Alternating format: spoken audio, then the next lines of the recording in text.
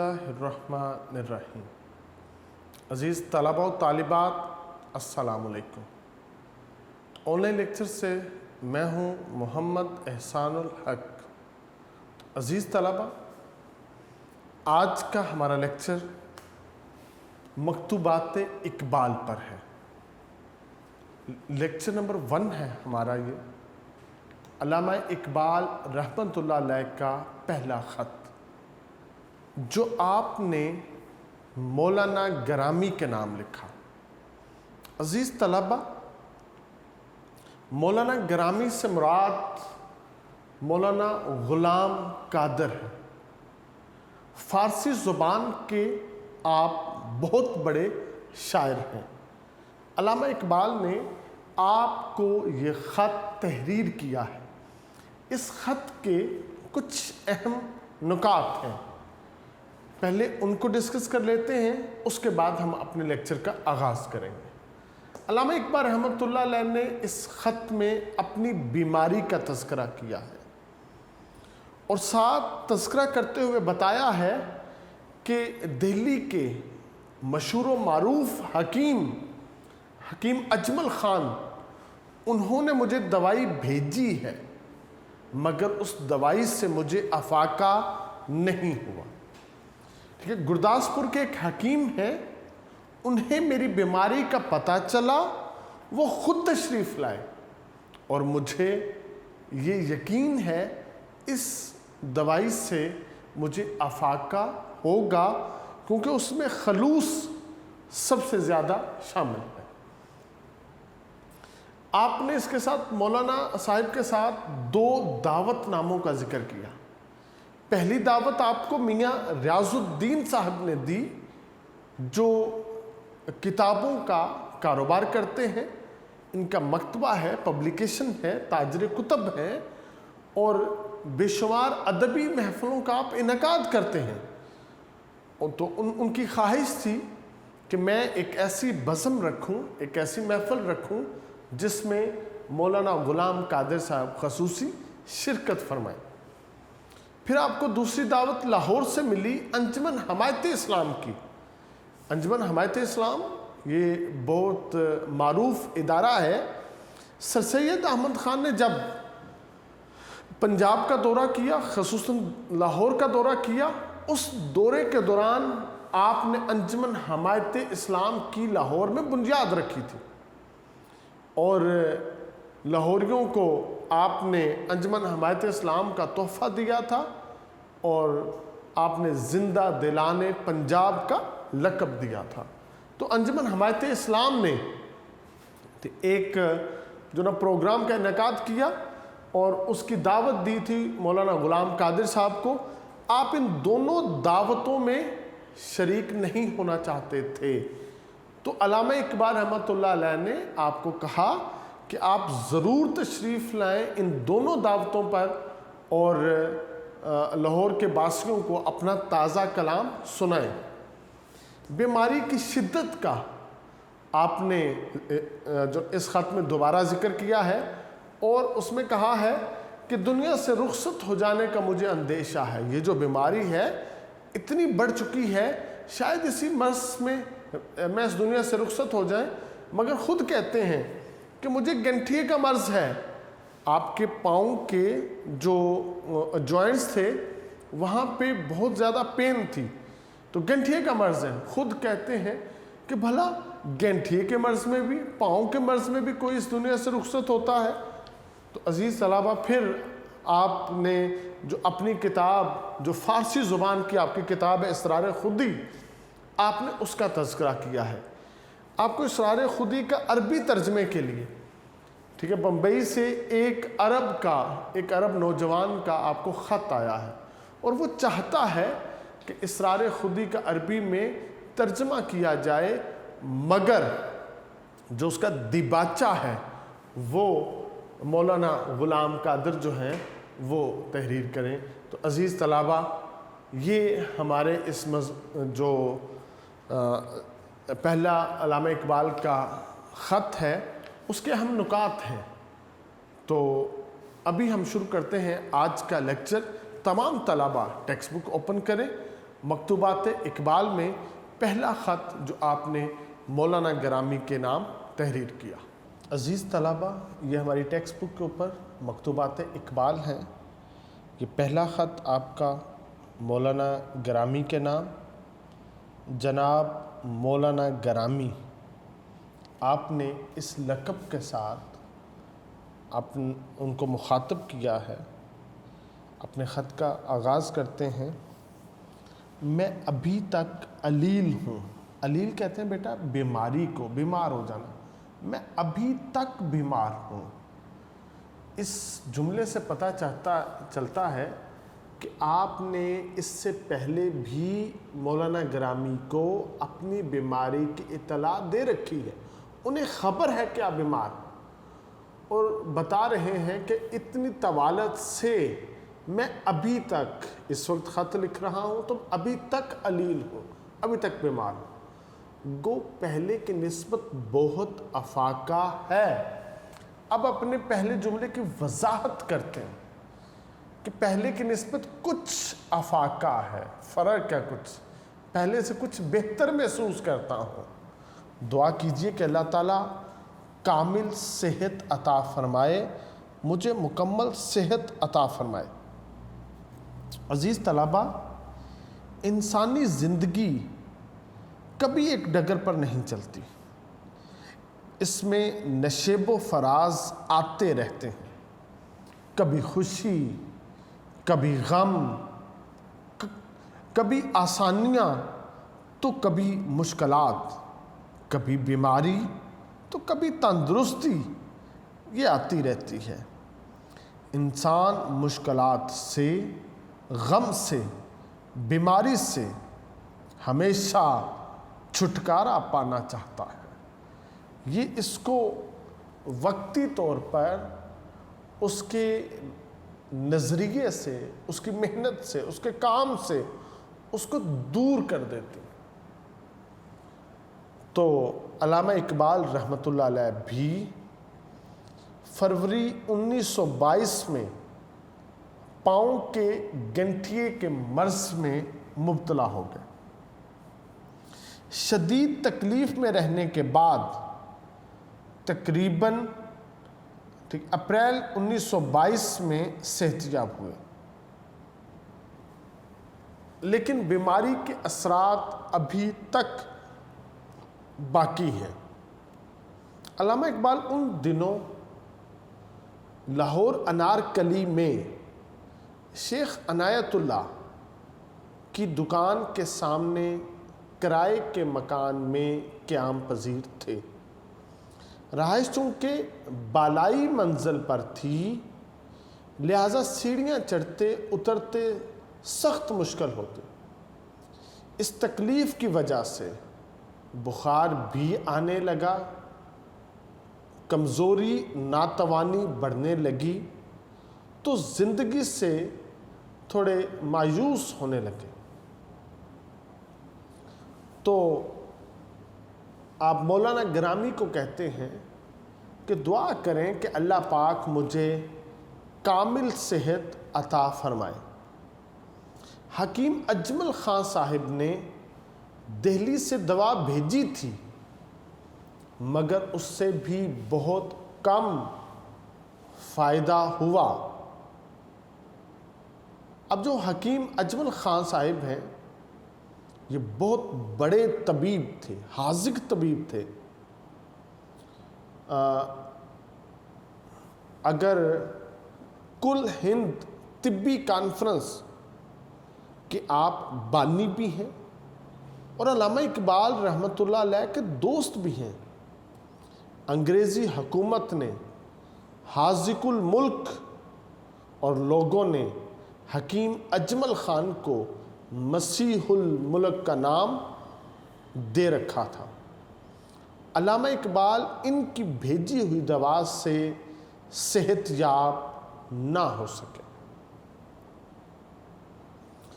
کل گرداسپور سے ایک حکیم صاحب خود بخود تشریف لے آئے تھے۔ یہ جو گرداسپور ہے، یہ مشرقی پنجاب کا ایک مشہور شہر ہے۔ اور یہ جو گرداسپور شہر ہے یہ پاکستان بنتے وقت ملک پاکستان کے حصے میں آیا تھا۔ یہی بیٹا ایک واحد راستہ ہے جو ہندوستان کو مقبوضہ کشمیر کے ساتھ ملاتا ہے۔ وائسرائے نے آخری رات قائد اعظم محمد علی جناح کے ساتھ یہ دھوکہ کیا اور گاندھی کو گرداسپور شہر دے دیا، جس کی وجہ سے ہندوستان کو کشمیر میں داخل ہونے کا راستہ مل گیا۔ گرداسپور جو ضلع تھا اس کی ایک تحصیل جو شکر گڑھ کے نام سے مشہور تھی وہ آج بھی پاکستان کے پاس ہے۔ تو یہ جو مشرقی پنجاب کا انتہائی مشہور و معروف شہر ہے گرداسپور، وہاں سے حکیم صاحب ایک خود بخود جو وہ تشریف لے آئے علامہ اقبال رحمۃ اللہ علیہ کے پاس۔ انہیں کسی سے میری علالت کا حال معلوم ہوا تھا۔ علامہ اقبال بتاتے ہیں کہ انہیں میں نے نہیں بتایا تھا، بلکہ ان کو کسی اور سے یہ پتہ چلا کہ اقبال آج کل بیمار ہیں، وہ پاؤں کی گنٹھی کے مرض میں مبتلا ہیں۔ بنا کوئی وقت ضائع کیے انہوں نے دوائی بنائی اور علامہ اقبال کے پاس تشریف لے آئے۔ دوا دے گئے ہیں جس سے فائدہ معلوم ہوتا ہے۔ کہتا ہے وہ مجھے دوا دے کے چلے گئے ہیں اور مجھے ان کی دوائی سے جو کچھ افاقہ بھی معلوم ہوا ہے۔ تو عزیز طلبہ، یہاں پہ ہمیں علامہ اقبال رحمۃ اللہ علیہ کی ہمہ گیر مقبولیت کا بھی اندازہ ہوتا ہے کہ آپ خاص و عام میں کتنی عقیدت و الفت رکھتے تھے، جس کی بنا کے اوپر گرداسپور کے حکیم صاحب تشریف لائے اور آپ کو جو ہے نا وہ دعا دی۔ اب ان کی تشریف لانے سے، ان کی دعا دینے سے علامہ اقبال رحمۃ اللہ علیہ کو ایک تسلی ہو گئی تھی، ایک تشفی ہو گئی تھی، ایک یقین کی کیفیت آپ کو نصیب ہو گئی تھی، جس کے بارے میں آپ خود کہتے ہیں مجھے یقین ہے کہ اس دوا سے فائدہ ہوگا، کیونکہ جن اجزاء سے یہ مرکب ہے، یہ دوا جن اجزاء سے مل کے بنی ہے ان اجزاء میں ایک اخلاص بھی ہے، کہ یہ صرف جڑی بوٹیوں سے نہیں بنی بلکہ اس میں اخلاص بھی شامل کیا گیا، جو ان حکیم صاحب کو خود بخود میرے مکان تک لے آیا۔ یہ اخلاص تھا کہ وہ گرداسپور سے چلے، لاہور تشریف لائے، علامہ اقبال کا گھر، وہ کرائے کا گھر لاہور انارکلی میں جہاں پہ آپ رہتے تھے وہ تلاش کیا اور آپ کو وہ دیا۔ آپ کہتے ہیں وہ دوائی کھانے کے بعد بہرحال اللہ تعالیٰ کے فضل کا منتظر ہوں، اس کے باوجود دوائی تو میں نے کھا لی ہے لیکن میں اللہ رب العزت کے فضل کا منتظر ہوں کہ اللہ رب العزت مجھ پر اپنا فضل کرے، مجھ پہ اپنا کرم کرے اور مجھے صحت کاملہ عاجلہ عطا فرمائے۔ عزیز طلبہ، یورپ کے ایک دانشور نے کہا ہے افکار و اعمال کے خلوص کے سبب انسان کے باطن سے وہ مقناطیسی لہریں خارج ہوتی ہیں جن کے اثر سے مریض کو شفا ہوتی ہے۔ علامہ اقبال حکیم اجمل خان اور گرداسپور سے آئے ہوئے حکیم کی دوا میں موازنہ بھی کرتے ہیں اور یہ نتیجہ بھی اخذ کرتے ہیں کہ اس دوا سے، یہ جو گرداسپور کے حکیم صاحب ہیں، ان کی دوا سے ضرور فائدہ پہنچے گا، کیونکہ اس دوا میں خلوص شامل ہے۔ کسی بھی کام کے نتیجے کا انحصار خلوص نیت پر ہوتا ہے۔ یوں اشیاء کے طبی خواص میں ما بعد الطبیعتی روحانی عنصر بھی شامل ہو جاتے ہیں۔ تو علامہ اقبال رحمۃ اللہ علیہ کو یہی باطنی خلوص گرداسپور سے آنے والے حکیم صاحب کی دوا میں محسوس ہوا، چنانچہ وہ اللہ رب العزت کی مہربانی کے منتظر دکھائی دیتے ہیں۔ لیکن افسوس، دور حاضر کے حکیم اور ڈاکٹر اس خلوص کی دولت سے خالی ہیں، الا ماشاءاللہ۔ بہرحال علامہ اقبال اسی خلوص کی بنا پر صحت یاب ہوئے، حالانکہ درد اپنی شدت اختیار کر چکا تھا۔ اب زندگی سے بھی مایوس نظر آتے تھے، لیکن پھر بھی اللہ تعالیٰ کے فضل کے منتظر رہے، اور نہ صرف زندگی بلکہ آپ صحت یاب بھی ہوئے۔ تو عزیز طلبہ، علامہ اقبال رحمۃ اللہ علیہ نے مولانا گرامی کو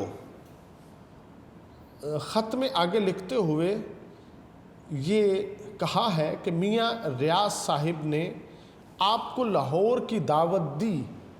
بیٹا حاشیہ میں میاں ریاض الدین صاحب کا تعارف لکھا ہے، ذرا وہ دیکھ لیں۔ میاں ریاض الدین صاحب میاں سراج الدین تاجر کتب کشمیری بازار کے فرزند تھے۔ میاں سراج الدین کے بیٹے ہیں میاں ریاض الدین صاحب، اور آپ تاجر کتب ہیں، اور آپ کا جو کاروبار ہے لاہور کے مشہور و معروف کشمیری بازار میں ہے۔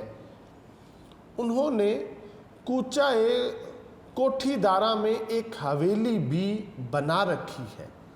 اس حویلی کا نام ہے ریاض منزل، جو بعد میں ملک لال دین کیسر نے خرید لی تھی۔ ریاض حویلی کو بعد میں ملک لال دین نے خرید لیا۔ میاں ریاض الدین رئیسوں کی طرح رہتے تھے، نوابوں کی طرح وہ زندگی بسر کرتے تھے، نہایت کشادہ دست تھے، ان کا ہاتھ بہت کھلا تھا، ان کا دسترخوان بڑا وسیع ہوتا تھا۔ ان کے مکان پر اکثر ادب کی محفلیں برپا ہوتی تھیں، جن میں مشاہیر ملک شرکت فرماتے تھے۔ بڑے مشاہیر، بڑے بڑے نام جو تھے وہ ان محافل میں شرکت کے لیے آیا کرتے تھے۔ تو آپ نے مولانا گرامی کو لکھا ہے کہ میاں ریاض صاحب نے آپ کو لاہور کی دعوت دی ہے، اور آپ ضرور ان کی دعوت قبول کریں، کیونکہ لاہور کے ادبی حلقوں میں میاں ریاض صاحب کا ایک مقام ہے، اور ویسے بھی ان کا کتابوں کا کام ہے، اور ان کے ہاں کیونکہ اکثر محافل ہوتی رہتی ہیں، اور وہ بڑے جو نا وہ کھلے ہاتھ کے مالک ہیں، تو اس لیے آپ کو چاہیے کہ ایسے لوگوں کی حوصلہ افزائی فرمائیں۔ اگر انہوں نے آپ کو دعوت بھیجی ہے، ان کا دل چھوٹا نہ ہو۔ تو 2-4 ہی تو ایسے احباب ہیں جو ادبی محفلوں کا انعقاد کرتے ہیں، ہمیں چاہیے ہم ان کے دستے بازو بنیں، ان کو مضبوط کریں، ان کی حوصلہ افزائی کریں۔ اور پھر میاں ریاض الدین صاحب کے ساتھ ساتھ آپ کو انجمن حمایت اسلام لاہور نے دعوت دی۔ اب جو انجمن حمایت اسلام ہے، یہ بڑا مشہور و معروف ادارہ ہے، تاریخ پاکستان میں اس کا ایک کردار ہے، پاکستان کو بنانے میں اس کا ایک کردار ہے۔ یہاں اس کے پرچم کے نیچے لوگ اکٹھے ہوئے، سر سید احمد خان نے یہ تحفہ دیا تھا۔ انجمن حمایت اسلام کا لاہور والوں کو، اور آپ نے اس ادارے کی بنیاد رکھی تھی، اور اس کے پرچم کے نیچے بے شمار مسلمان طلباء نے جو اپنے علم کی شمع کو روشن کیا تھا، تو یہ بڑی اہم یہ دعوت تھی، آپ نے اس کو بھی قبول نہ کیا۔ تو علامہ اقبال اس کے لیے یہ لفظ استعمال کرتے ہیں افسوس۔ آپ کہتے ہیں افسوس ہے آپ نے کسی کی دعوت قبول نہ کی، کہ آپ نے ان دونوں کی دعوت قبول نہ کی، چلیں ان دونوں میں سے کسی ایک کی تو قبول کر لیتے۔ میری تو یہ رائے ہے، علامہ اقبال اپنی بھی رائے بتاتے ہیں مولانا گرامی کو، کہ میری تو بھائی یہ رائے ہے کہ ان دونوں کی دعوتوں کو قبول فرمائیں، کہ آپ دونوں میں سے ایک نہیں بلکہ دونوں دعوتیں قبول فرمائیں، کیونکہ لاہور جو تھا وہ مولانا گرامی کو سننا چاہتا تھا، لاہور کے ادیب مولانا گرامی سے ملنا چاہتے تھے، اور یہ ایک وساطت تھی میاں ریاض الدین صاحب یا انجمن حمایت اسلام، اس وساطت کے تھرو مولانا گرامی سے ملا جانا تھا، اور آپ کی ملاقات سے یہاں پہ لوگوں کے فکر میں ایک نئی ان کو تابندگی نصیب ہونی تھی، آپ کو ایک ٹھیک ہے نئی جو ہے نا یہاں کے لوگوں کو ایک جو نا زندگی نصیب ہونی تھی، تو آپ کو تشریف لانا چاہیے تھا۔ تو آپ نے اپنے رائے کا کھل کے اظہار کیا کہ میری رائے ہے ان دونوں کے بارے میں کہ آپ ضرور آئیں۔ میں تو اپنے آپ کو اس درد کی وجہ سے رفتنی سمجھتا تھا، فارسی زبان کا یہ لفظ ہے رفتنی۔ رفتن کا بیٹا معنی ہوتا ہے جانا، رفتنی میں اپنے آپ کو وہاں پہ جانے کے قابل سمجھتا تھا۔ آپ کہتے ہیں میں تو اپنے آپ کو اس درد کی وجہ سے رفتنی سمجھتا تھا کہ میں وہاں پہ چلا جاؤں گا، درد ہے، شدت ہے، تکلیف ہے، لیکن میں سیڑھیاں اتر لوں گا، اور میں جیسے تیسے بھی ہے وہ میاں ریاض الدین صاحب کی دعوت پر بھی اور انجمن حمایت اسلام کی دعوت پہ میں ضرور شرکت ہوں گا، مگر محض اس خیال سے تسکین تھی کہ پاؤں کا درد ہے۔ سکون تو صرف تسکین اتنی تھی نا کہ پاؤں کا درد ہے، کیا ہوا چلا جاؤں گا، حرکت محال ہے۔ لیکن اب پتہ چلا ہے کہ اب تو یہ پاؤں کا درد ہے، بھائی حرکت محال ہے، پاؤں تو بوجھ ہی نہیں اٹھاتا، پاؤں تو حرکت ہی نہیں کرتا، میں پاؤں جو نا چارپائی سے نیچے رکھتا ہوں تو درد کی ٹیس اٹھتی ہے، جس کی وجہ سے رفتنی نہیں آمدنی ہوں۔ بڑا خوبصورت آپ نے یہاں پہ فارسی زبان کے دو لفظوں کا استعمال کر کے اپنا جملہ پورا کیا، کہتے ہیں رفتنی نہیں، میں اب جانے کے قابل نہیں ہوں، آمدنی ہوں، کوئی میرے پاس آ سکتا ہے، میں جا نہیں سکتا، کیونکہ حرکت محال ہے، مجھ سے حرکت نہیں ہوتی۔ یہ آپ نے اپنی بیماری کی شدت کا یہاں پہ تذکرہ کیا ہے۔ آپ کو یہ جو پاؤں کے جو انگوٹھے میں اور انگلیوں میں جو جوائنٹس میں جو درد تھی گنٹھیے کے مرض کی وجہ سے، آپ اس کی وجہ سے حرکت نہیں کر سکتے تھے، تو آپ نے کہا کہ میں اب آمدنی ہوں، رفتنی نہیں ہوں۔ باقی خدا کے فضل و کرم سے خیریت ہے، باقی ہر طرح کی خیریت ہے، فکری اعتبار سے بھی باقی اور سب خیریت ہے۔ امید ہے آپ کا مزاج بخیر ہوگا، اور آپ کہتے ہیں مجھے یہ بھی امید ہے کہ آپ کا مزاج بہتر ہوگا، اچھا ہوگا، ٹھیک ہے۔ آپ دعا دے رہے ہیں مولانا غلام قادر صاحب کو، جو فارسی زبان کے نامور شاعر ہیں، اور آپ کہتے ہیں کہ مجھے امید ہے کہ آپ کا مزاج بخیر ہے، ممکن ہو تو لاہور ضرور آئیے۔ ایک دفعہ پھر پہلے خط کے شروع میں جو دو دعوتیں تھیں ان کا تذکرہ کر کے اپنی رائے دی تھی کہ دونوں دعوتوں کو قبول فرمائیں، اب دوبارہ پھر کہتے ہیں، یعنی اپنے خط میں اقبال ایک بات کو ریپیٹ کر رہے ہیں، اس کا مطلب ہے کہ آپ اصرار کر رہے ہیں اس کا معنی ہے کہ آپ کو شدت سے آپ ان کے منتظر ہیں، کیونکہ لاہور کا جو ادبی حلقہ تھا وہ تو علامہ اقبال رحمۃ اللہ علیہ کی صحبتوں سے مستفید ہوتا رہتا تھا، اور وہ اپنے دل کی باتیں آپ کو بتاتے بھی رہتے تھے۔ ضرور میاں ریاض الدین صاحب نے بھی، انجمن حمایت اسلام کے منتظمین نے بھی، اور بے شمار جو ادیب تھے انہوں نے بھی اس بات کا تذکرہ کیا ہو، اور وہ شدت سے آپ کے مولانا گرامی کی ملاقات کے منتظر بھی ہوں۔ اس وجہ سے اقبال نے اپنی بات کو رپیٹ کیا ہے اور اصرار کی حد تک لے کے آئے، تو کہتے ہیں امید ہے کہ آپ کا مزاج بخیر ہوگا، ممکن ہو تو لاہور ضرور آئیے اور لوگوں کو اپنا تازہ کلام بھی سنائیے۔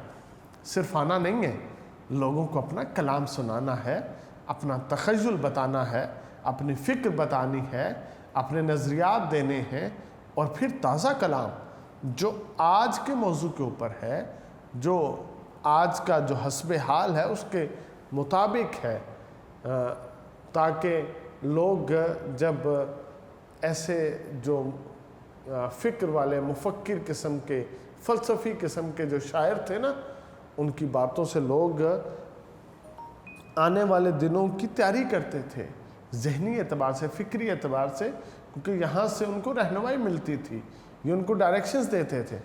تو اس لیے انہوں نے اس بات کا تذکرہ کیا ہے کہ آپ لاہور ضرور تشریف لائیں اور آ کر اپنا تازہ کلام بھی لوگوں کو سنائیں۔